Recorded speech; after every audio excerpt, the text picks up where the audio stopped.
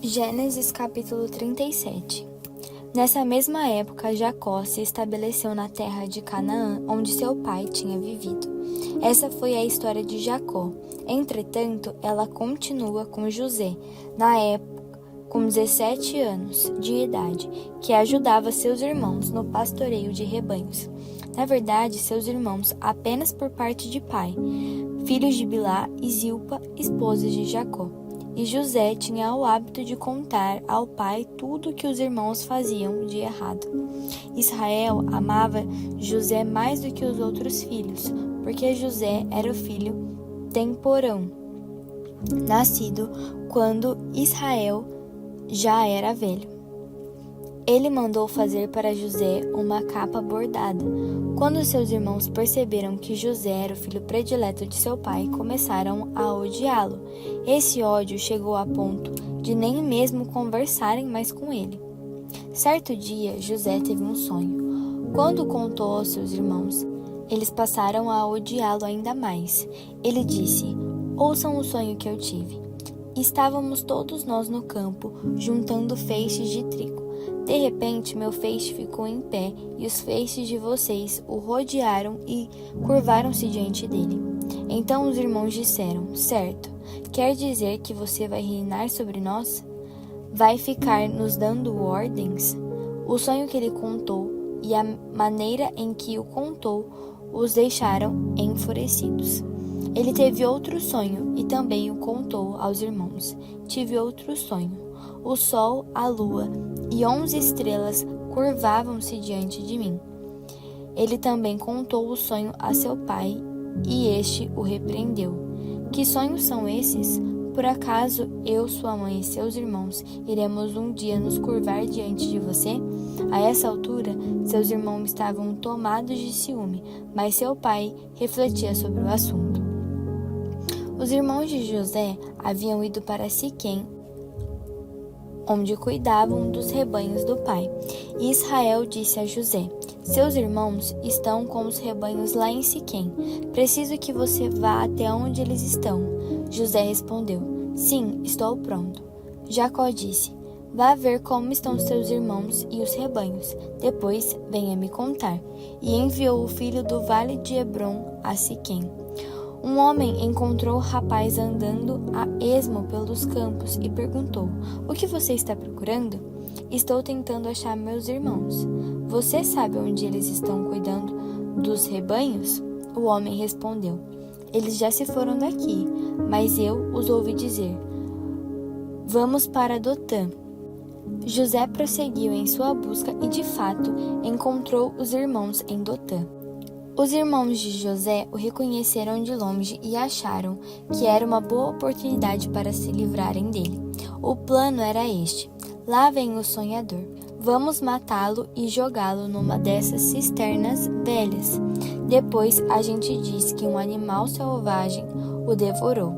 Veremos em que os sonhos dele vão dar." Rúben ouviu a conversa dos irmãos e intercedeu por José: "Por favor, não vamos matá-lo. Nem pensem em cometer assassinato. Vamos jogá-lo naquela cisterna ali, mas ninguém vai machucá-lo." A intenção de Rúben era voltar mais tarde, tirá-lo do poço e levá-lo de volta ao pai. Quando José chegou ao local em que estavam os irmãos, eles o agarraram, arrancaram dele a capa bordada e o jogaram na cisterna. O reservatório estava seco, não havia nem mesmo um pouco de água para beber. Mais tarde, sentaram-se para jantar. De repente, avistaram uma caravana de ismaelitas que vinham de Gileade, com os camelos carregados de especiarias, óleos e perfumes para vender no Egito. Judá sugeriu: "Irmãos, o que vamos ganhar se matarmos nosso irmão e ocultarmos as provas? Vamos vendê-lo para os ismaelitas, em vez de matá-lo. Afinal de contas, ele é nosso irmão, sangue do nosso sangue."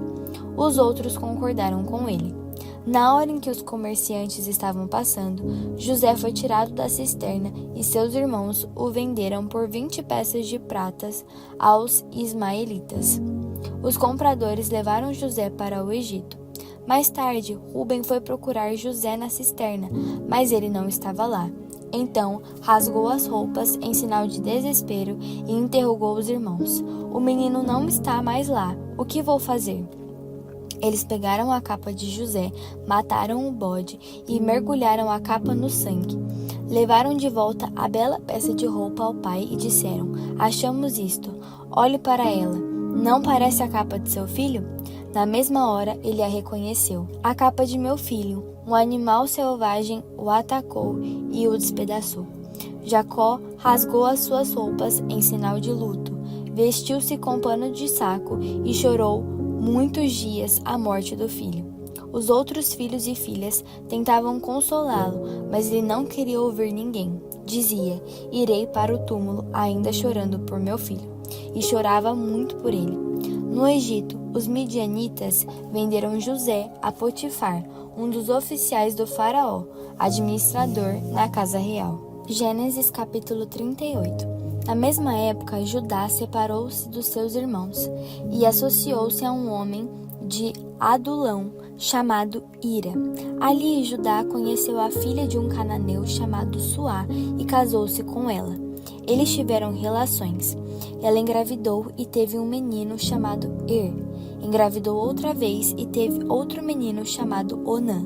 E teve mais um filho, a quem deu o nome de Selá. Quando ele nasceu, eles viviam em Quezibe. Judá conseguiu uma esposa para seu filho mais velho. O nome dela era Tamar. Mas filho mais velho de Judá, cometeu uma ofensa muito grave contra o Eterno, e o Eterno tirou a vida dele. Então Judá disse a Onã: Vá e deite-se com a viúva de seu irmão. É obrigação do cunhado manter viva a descendência do irmão. Mas Onã sabia que a criança não seria dele. Por isso, sempre que se deitava com a viúva, derramava o sêmen no chão para que seu irmão não tivesse descendência. O Eterno desaprovou sua atitude e tirou a vida dele também. Então Judá interveio e disse à sua nora: Vá viver com seu pai na condição de viúva, até que meu filho Selá fique adulto. Ele tinha medo de que Selá também acabasse morto como os irmãos. Tamar concordou e foi morar com o pai. Passado algum tempo, morreu a esposa de Judá, filha de Suá. Terminado o período de luto, Judá e seu amigo Ira, de Adulão, foram tosquear ovelhas em Timna. Alguém disse a Tamar: Seu sogro foi tosquear ovelhas em Timna. Ela tirou as roupas de viúva, pôs um véu para se disfarçar e sentou-se à entrada de Enaim, que fica no caminho para Timna. A essa altura, Selá já havia crescido e ela percebeu que jamais iria se casar com ele. Judá viu Tamar e supôs que fosse uma prostituta, porque ela havia coberto o rosto com o véu. Ele foi até onde ela estava e disse: Quero deitar com você. Ele não tinha a menor ideia de que falava com a sua nora. Ela perguntou: Como você vai me pagar? Ele respondeu: Vou enviar a você um cabrito do meu rebanho. Ela retrucou: Só se você me der alguma garantia. Que garantia você quer? Ela disse: Seu selo, o cordão de identificação pessoal e o cajado que você carrega. Ele entregou o que ela pediu e deitou-se com ela. Como resultado, Tamar engravidou. Depois de se deitar com o sogro, ela voltou para casa, tirou o véu e pôs de volta suas roupas de viúva. Mais tarde, Judá mandou em mãos por seu amigo de Adulão o cabrito prometido à mulher, a ser trocado pelos objetos dados em garantia. Não conseguindo encontrá-la, indagou dos homens do lugar: Vocês sabem onde está a prostituta que costuma sentar-se à beira da estrada aqui perto de Enaim? Eles responderam: Nunca vimos nenhuma prostituta aqui. Ira voltou para casa e informou Judá: Não consegui encontrá-la. Os homens do lugar disseram que nunca viram nenhuma prostituta ali. Judá disse: Pois que ela fique com a garantia. Se continuarmos a procurar, vamos virar piada na cidade. Já cumpri minha parte do acordo enviando o cabrito, mas você não conseguiu encontrá-la. Cerca de 3 meses depois vieram contar a novidade a Judá. Sua nora bancou a prostituta e agora é uma prostituta grávida.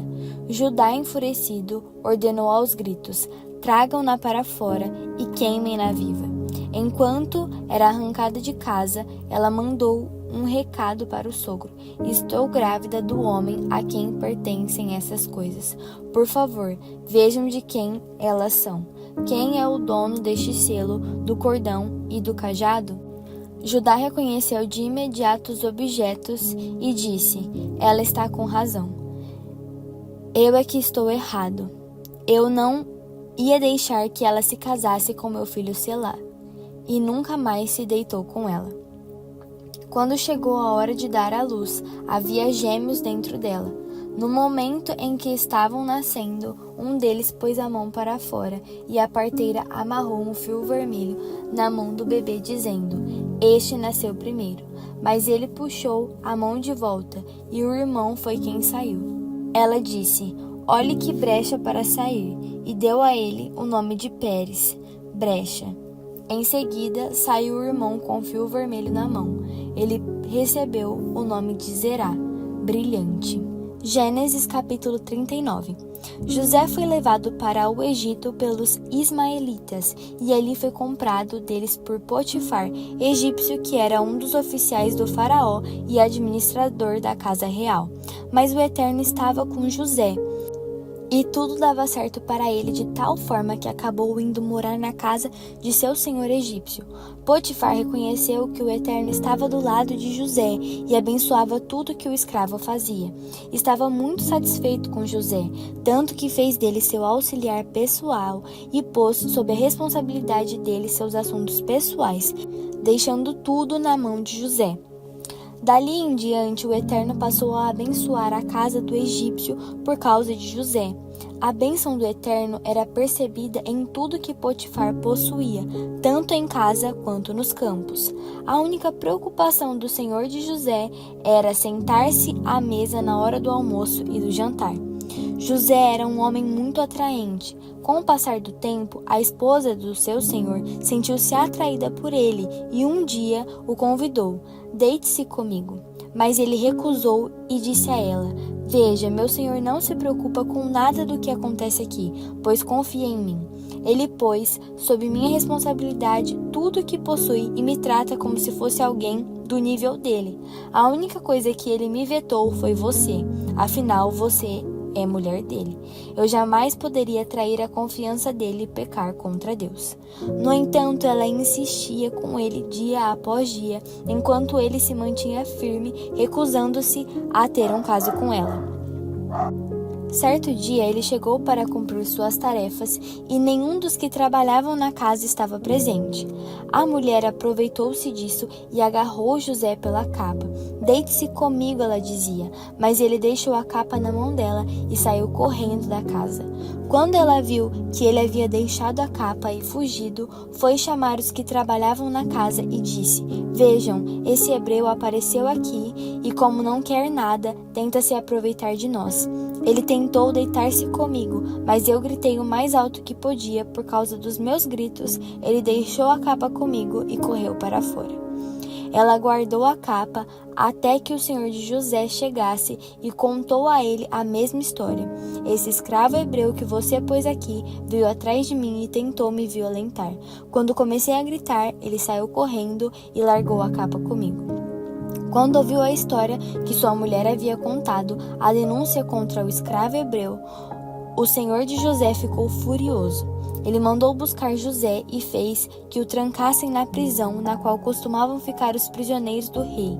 Entretanto, mesmo na prisão, o Eterno ainda estava do lado de José e a bondade divina garantiu que ele ganhasse a simpatia do chefe da carceragem, que fez de José o responsável por todos os presos, o administrador do complexo penitenciário. O chefe da carceragem deu tanta liberdade a José que nem sequer o vigiava, pois o Eterno estava do lado dele. Dessa maneira, tudo que José fazia dava certo. Gênesis capítulo 40. O tempo passou e aconteceu que o copeiro e o padeiro do rei do Egito ofenderam seu senhor, o rei do Egito. O faraó ficou furioso com seus dois oficiais, o chefe dos copeiros e o chefe dos padeiros, e os pôs sob a custódia do capitão da guarda, na mesma cela em que José estava. O capitão da guarda deixou José responsável por atender às necessidades deles. O copeiro e o padeiro do rei estavam detidos havia algum tempo, e os dois tiveram um sonho na mesma noite, cada sonho com um significado. Quando José chegou de manhã, percebeu que eles estavam aborrecidos e perguntou aos dois oficiais do faraó, que agora eram seus companheiros de prisão: "O que aconteceu? Por que vocês estão com essa cara abatida?" Eles responderam: "Cada um de nós teve um sonho, mas não temos ninguém que nos explique o significado." José retrucou: "Por acaso não é de Deus que vêm as interpretações? Contem-me os sonhos." O primeiro a contar o sonho a José foi o copeiro. "No meu sonho havia uma videira com 3 galhos na minha frente, e ela brotou, floresceu e produziu uvas que amadureciam nos cachos. Eu estava segurando o copo do faraó. Então peguei as uvas e as espremi no copo e entreguei ao faraó." E José disse: "A interpretação é a seguinte: os 3 galhos são 3 dias. Dentro de 3 dias o faraó vai tirar você daqui. Você vai ser reintegrado a seu posto e vai servir a taça ao faraó do jeito que costumava fazer quando era o copeiro dele. Mas não se esqueça de mim quando as coisas estiverem dando certo para você. Fale de mim ao faraó e tire-me daqui. Fui sequestrado na terra dos hebreus e agora estou preso sem ter feito nada que justificasse ter sido jogado neste buraco." O chefe dos padeiros percebeu que a interpretação de José havia sido boa e disse: "Meu sonho foi assim. Havia 3 cestas de vime sobre minha cabeça. Na cesta de cima havia diversos tipos de pães e doces, e os passarinhos vinham comer da cesta que estava sobre a minha cabeça." José disse: "A interpretação é a seguinte: as 3 cestas são 3 dias. Dentro de 3 dias, o faraó mandará cortar a sua cabeça. Você será empalado e os pássaros vão comer a sua carne." E foi o que aconteceu. 3 dias depois, foi comemorado o aniversário do faraó e ele deu uma festa para todos os que trabalhavam para ele. O chefe dos copeiros e o chefe dos padeiros foram postos num lugar de destaque, na presença de todos os convidados. Então, o faraó restituiu o chefe dos copeiros à sua antiga função, e ele voltou a servir o faraó como antes. Quanto ao chefe dos padeiros, ele mandou empalar, exatamente como José havia previsto ao interpretar os sonhos. Mas o chefe dos copeiros se esqueceu totalmente de José. Mateus capítulo 10. Assim que acabou de orar, a oração foi respondida. Jesus chamou 12 de seus seguidores e enviou-os a colher nos campos. Deu a eles a capacidade de expulsar espíritos malignos e dar carinhosa atenção aos sofredores. Esta é a lista dos 12 que ele enviou: Simão, também chamado Pedro ou a Rocha, André, irmão dele, Tiago, filho de Zebedeu, João, irmão dele, Filipe, Bartolomeu, Tomé, Mateus, o cobrador de impostos, Tiago, filho de Alfeu, Tadeu, Simão, o zelote, e Judas Iscariotes, que o traiu. Jesus enviou os 12 trabalhadores com esta responsabilidade para converter quem não crê. Não comecem viajando para longe. Não tentem ser dramáticos, travando batalhas contra algum inimigo público. Procurem os perdidos, os que se sentem confusos aqui mesmo na vizinhança. Digam-lhes o que o reino já está aqui.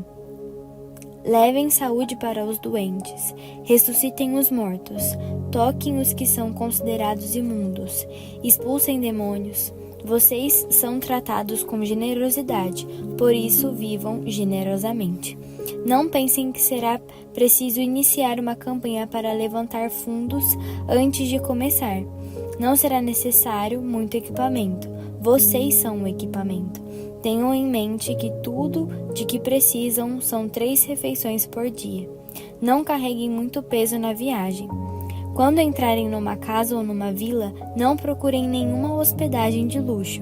Consigam um lugar simples, onde haja pessoas simples. Não queiram mais do que isso. Quando baterem à porta de uma casa, sejam educados. Se forem bem recebidos, sejam gentis na conversa. Se não forem, retirem-se, sem estardalhaço, sem fazer cena. É hora de dar de ombros e continuar o caminho. Estejam certos de que no dia do juízo eles irão lamentar o que fizeram, mas isso não será mais problema de vocês. Mantenham-se alerta. Eu os estou incumbindo de um trabalho perigoso. Vocês serão como ovelhas correndo no meio de um bando de lobos. Portanto, não chamem atenção para vocês. Sejam espertos como a serpente, mas inofensivos como as pombas. Não sejam ingênuos. Alguns irão contestar as motivações de vocês. Outros tentarão manchar sua reputação só porque vocês creem em mim. Não fiquem deprimidos se forem levados perante as autoridades civis. Sem saber, eles fazem a vocês e a mim um grande favor, dando-lhes um palanque para pregar as novas do reino. E não se preocupem com o discurso, as palavras certas serão ditas, o Espírito do Pai de vocês irá providenciá-las. Quando o povo perceber que é o Deus vivo que vocês apresentam, não algum ídolo que os faça sentir-se bem, eles irão se voltar contra vocês, até mesmo membros da família. Aqui está uma grande ironia: proclamar tanto amor e experimentar tanto ódio. Mas não desistam, não se deixem abater. No final valerá a pena. Vocês não estão perseguindo o sucesso, mas apenas tentando sobreviver. Sejam sobreviventes. Antes que se esgotem as opções, o Filho do Homem estará de volta. O aluno não ocupa uma posição mais elevada que a do professor. O empregado não ganha mais que o patrão. Portanto, deem-se por satisfeitos quando vocês, meus alunos, meus trabalhadores na colheita, receberem o mesmo tratamento que eu recebi. Se a mim, que sou o mestre, eles chamam demônio das moscas, o que os criados podem esperar? Não fiquem com medo. No tempo oportuno tudo será manifesto e todos irão saber como as coisas realmente são. Assim, não vacilem em torná-las públicas agora. Não se calem diante dos blefes e das ameaças de valentões, porque não há nada que eles possam fazer contra a alma de vocês. Mantenham-se tementes a Deus. Ele é quem sustenta em suas mãos a vida, corpo e alma de todos. Qual o preço de um pardal? Alguns trocados, não é mesmo? Pois Deus cuida deles mais do que vocês cuidam. E a vocês ele dispensa tanta atenção que chega a contar os fios de cabelo da cabeça de cada um. Portanto, não fiquem intimidados com essa conversa assustadora. Vocês valem mais que 1 milhão de pardais. Defendam-me contra a opinião do mundo, e eu os defenderei na presença do meu Pai no céu. Mas não pensem que vou protegê-los se vocês se acovardarem e fugirem. Não pensem que eu vim tornar a vida de vocês agradável. Vim para promover cisões, rupturas entre pai e filho, filha e mãe, nora e sogra. Vim para romper agradáveis arranjos domésticos e libertar vocês para servir a Deus. Familiares bem-intencionados podem ser seus piores inimigos. Se me rejeitarem por preferirem o pai ou a mãe, vocês não me merecem. Se forem mais dedicados ao filho ou à filha que a mim, vocês não me merecem. Se não forem até o fim comigo, ainda que o caminho seja acidentado, vocês não me merecem. Se a prioridade de vocês é cuidar de vocês mesmos, jamais irão se encontrar. Mas, se vocês se esquecerem de vocês mesmos e me buscarem, irão encontrar-se e a mim também. Estamos intimamente comprometidos nessa colheita. Quem consentir no que vocês fazem, estará aceitando a mim, ou seja, aquele que me enviou. Qualquer um que aceita o que eu faço, aceita meu Pai, que me enviou. Acolher um mensageiro de Deus é tão bom quanto ser mensageiro de Deus. Aceitar a ajuda de alguém é tão bom quanto ajudar alguém. Convoquei vocês para um trabalho difícil, mas não desanimem.